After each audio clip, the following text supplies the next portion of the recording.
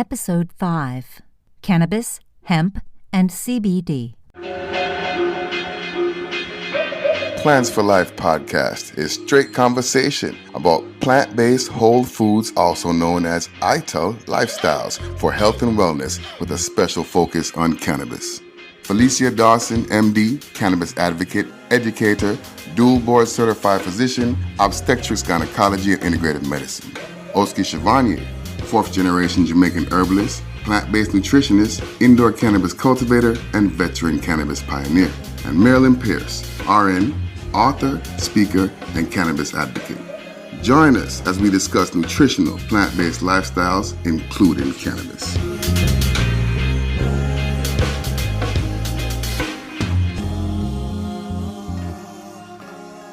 People who are working with cannabis will say that CBD derived from cannabis versus hemp seems to work better and require a smaller amount than that derived from hemp. So that's that right there. When I look at the spectrometry, looking at the number of cannabinoids in cannabis, and that's all that Brother David does over in Israel, is look at analyzing cannabis and coming up with 140, 150, up to 190 something, I think, cannabinoids. But when I try to find things that look at the number of cannabinoids in hemp, I'm seeing 10 to 12. And that would better explain possibly why CBD from cannabis works better than that from hemp, because hemp doesn't appear to have as many cannabinoids as cannabis. What is your understanding about that? Being in close relations to cannabis as long as I have, I understand breeding. And the reason that is because hemp is just farther away from God. I don't know what to tell you. Hemp is a creation. Hemp is simply high CBD cannabis. It's cannabis bred to have the flower have high CBD instead of high THC. Whereas the varieties that have a large flower, those host high THC and low CBD. The varieties that host high CBD and low THC don't have large flowers. That's a very northern type of variety. So the variety that they're breeding, that they have bred into the cannabis varieties that come from close to the equator, the thick flowering varieties that are loaded with THC, that have heavier THC values, they've bred them together and raises CBD value. Or there's a difference between breeding up cannabis plants to have high THC, which is one thing, and there's one thing to breed it to have smells and tastes and colors, one thing. But CBD is actually like taking plants from two completely different regions of the world. Like one from a northernmost cold region and one from a hot region, and putting those together to produce one particular phytochemical and drop the other one. So what we know as hemp is cannabis bred out the wazoo. It's just a super sonic, I won't say genetically modified, but it's a super overbred form of cannabis. And that's probably why it's not as effective.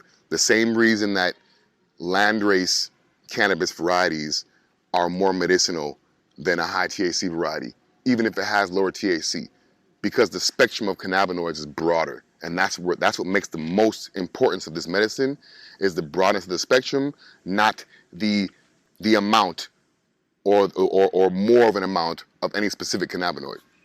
Well, I know that back in the day, hundreds of years ago, as the West was becoming familiar with hemp, they called cannabis hemp a lot back in the day.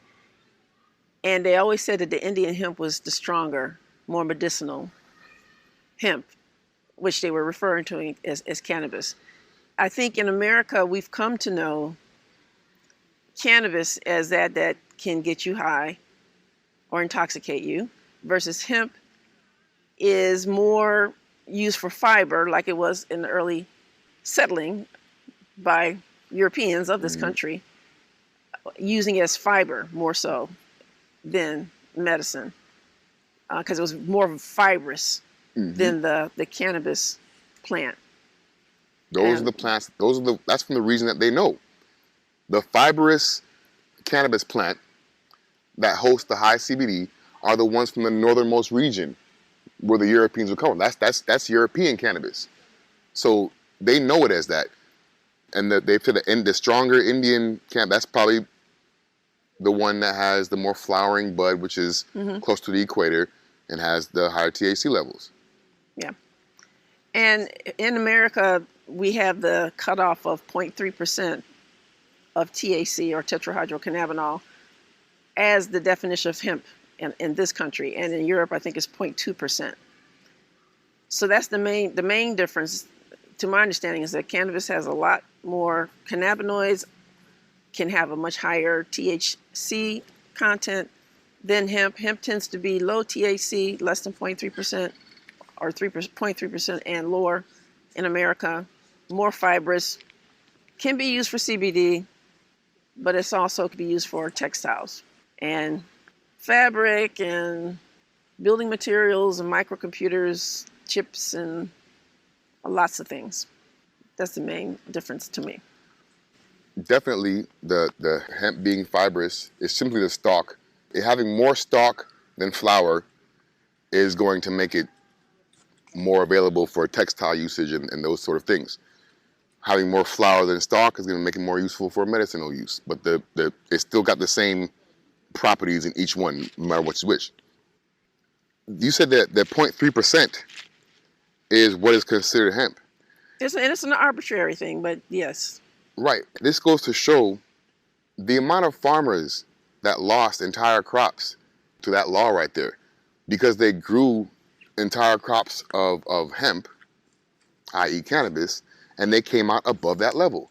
They have more and more strategies now to make sure that the crops come out below 3%. But at the beginning, especially when they first let it through, there were tons. They still have crops testing way above the legal limits and having to get sent out to the underground or destroyed because it can't be used in the legal market anymore because it just didn't turn out 0.3%, and that's just because let it be known that this is just they're all the same plant and they've been bred, and nature, its natural design decides what those cannabinoid levels are going to be, and not a man. And if a man can control that, something's wrong. The second they're able to control that, something's wrong. It's not supposed to be controlled like that. It's nature. They need to stop. Whole plant and isolates. So let's talk about whole plant versus isolates. What do we mean by that? Whole plant is the whole plant, the plant either extracted or used for medicine in its whole form, meaning every phytonutrient constituent in the plant being used, all the spectrum of cannabinoids, and if you messing with folks in my realm, all the rest of the nutrients in the plant as well too, including the plant lipids and chlorophylls and all other types of phytonutrients that would align themselves with the cannabinoids. Cannabinoids and terpenes and flavonoids all have different boiling points and points of destruction. They're all different chemicals. They all have different points where they pretty much evaporate and dissipate. So there's a certain level of heat that will extract, that will neutralize an amount of cannabinoids and phytonutrients and terpenes and flavonoids. More heat will take off a certain amount of cannabinoids. A different type of heat will take off a certain amount of flavonoids and terpenes. You go to so much so that you will get it down to strip off every single nutrient except for one. And that will be what is considered an isolate. So CBD would be an example of an isolate if it's just CBD without any of the other minor cannabinoids like CBG and THCA, those kind of things. However, we know that when you do the whole plant, you have more medicine there. You have more benefit there. It's like 1 + 1 = 6 instead of 1 + 1 = 2. You have much more power, much more healing ability when you use the whole plant versus an isolate. An isolate is helpful when you have someone who may have an allergy or get symptomatic from the whole plant more easily. But using isolates, you tend to have to use a higher dose, which can be more expensive. But in general, it's better to use the whole plant if you can tolerate it, because you have the entourage effect and you have more healing power there. Broad spectrum versus full spectrum. Right. So what's the difference? You mentioned, I think you said full spectrum. What is the difference between broad spectrum and full spectrum? Broad spectrum is where they take a medium carrier oil, or carrier oil. A medium is what they call it when they're talking about soil medium like it, but a carrier oil, and then they add cannabinoids. They add isolated cannabinoids to that. They add a variety of isolated cannabinoids to a carrier oil. That's broad spectrum. Broad spectrum would be a carrier oil with CBN, CBG, THC, and CBD blended into that carrier oil, calling it broad spectrum. So basically a spectrum created from different plant isolates held together in a carrier oil. Okay. Now I know that when we're talking about CBD, full spectrum means everything. They Right. don't take out the THC, and they have all the minor cannabinoids there in addition to the CBD. That's full spectrum CBD, tends to be more beneficial than broad spectrum because a little bit of THC is very helpful. But broad spectrum, for those who might need to pass a drug test, they do try to take the THC out. But a CBD isolate is the safest thing if you're trying to pass a drug test because Right. Sometimes a little bit of THC may get in there, or maybe some conversion of the THCA into THC. So for CBD, to my understanding, broad spectrum is everything but the THC. Full spectrum is that 0.3% of THC when we're talking about CBD. Right, and that's because It won't. it's pretty much a blend of isolates.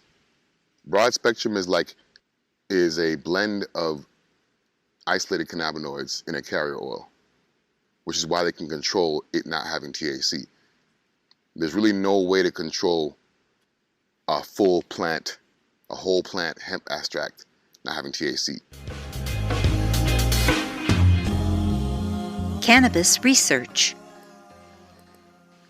So let's finish up with these various forms of cannabis and hemp and talk about research a little bit. Why do you think most research is done with isolates versus a whole plant? And frankly, a lot of the research is done with synthetic. The Flexner report that you told me about long ago? It's done with synthetic cannabis and typically just synthetic THC. It's typically what a lot of research is done like that. Why do you think that is? The reason why I think is the reason why is what you informed me of quite some time ago, that there is something called the Flexner report that changed the scope of how medicine is investigated and research is done. Scientific research is done. And pretty much puts everything into isolated, controlled, double-blind situations. And that's why they have to research it as that way, because there's just too many variables with this 100 cannabinoid having 1,000 combination of them having plant medicine for them to do what is considered modern research on it in its whole plant form. That's why I think the Flexner report. Yeah, I think it's also for simplicity's sake that they do it, but I think it's also because of to use the whole plant and show that it's beneficial would get in on the pharmaceutical industry's money, and they don't want that. So they try to make it isolates in synthetic form so they can patent it and make money, because they can't patent the whole plant and make a lot of money. They got to cut it up, add a bond here, a molecule there to make some new unique thing and make money from it, because they know that the cannabis plant is probably the most intelligent, helpful medicinal plant on the earth. Right. And for them to do research using the whole plant and to show that would mess up their game. Would destroy everything they've built in its absence. They've built real billion-dollar enterprises in the absence of this plant that would crumble if they let it back in its fully functional medicinal form. That's why I say people need to learn how to grow this stuff themselves and find themselves a reputable seed producer, because don't expect them to give you back this plant in its full medicinal form. They have built too many billion-dollar functioning enterprises off it. It's not profitable for them to let it back in its full whole plant form. It would destroy so many things they've built. It's really not logical to think that they would let it back as powerful as it is and let everybody know. Here, just take this. You don't need this anymore. You know? Yeah, and I think, and I've put it out there before, I think researchers need to understand that people are using cannabis regardless. And it wouldn't be that difficult to design research where you maybe pick a dispensary, say you're going to get your stuff from here, we're going to analyze it, we're going to test your blood before and after, your body's solutions before and after, we need to record how you're using it, and see what impact it's making on a particular disease state.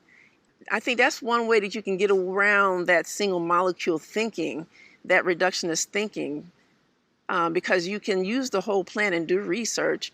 You just need to know what's in it and measure the impact it's having on people. Maybe have 3 groups. One group have a disease and they're not just going about their life, how they're going about it. Mm-hmm. Have another group do standard American healthcare recommendations. And then you have one group using cannabis and see what the difference is. But you just know where they're getting it from, how they're using it, and record the data. And that's, to me, in my opinion, one way you can get around this thinking about it has to be one molecule, one isolate.